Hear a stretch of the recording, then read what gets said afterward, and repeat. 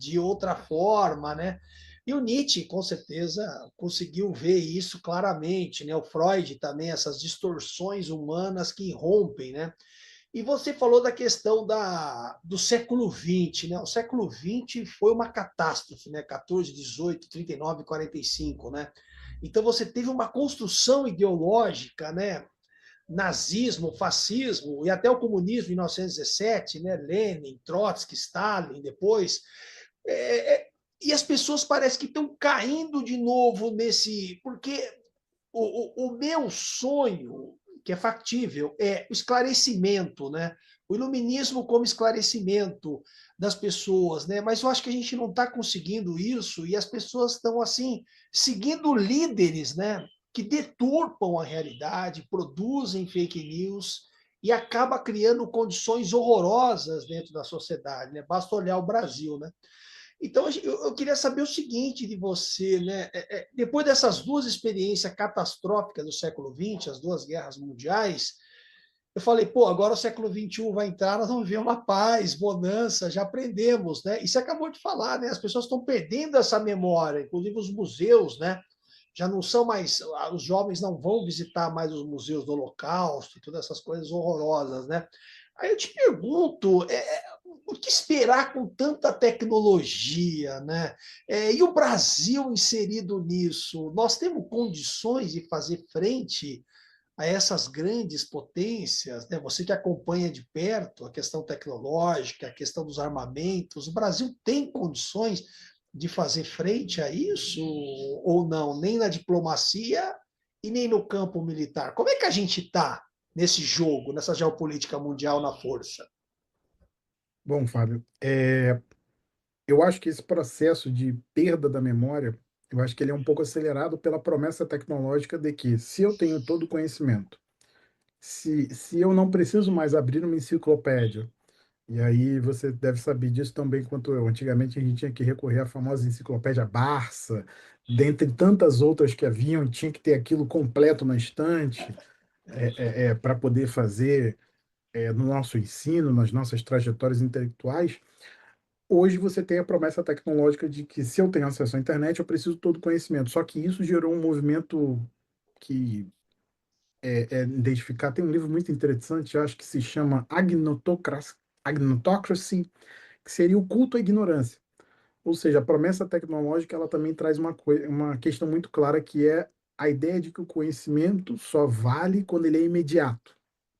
Então, há campos que exigem uma reflexão e um pensamento maturado, como, por exemplo, a própria história que aqui a gente está debatendo, de certa maneira, a geopolítica, e a gente acabou passando pela filosofia, porque é impossível discutir a condição humana sem a filosofia, é, são deixados de lado porque as pessoas acham que eles não resolvem os problemas de hoje. E eles são essencialíssimos para que nós possamos resolver os problemas e pensar soluções humanas. Só que há uma ideia de que, não, se eu tenho acesso ao conhecimento, é só eu abrir uma página, a página vai me dizer o que eu preciso.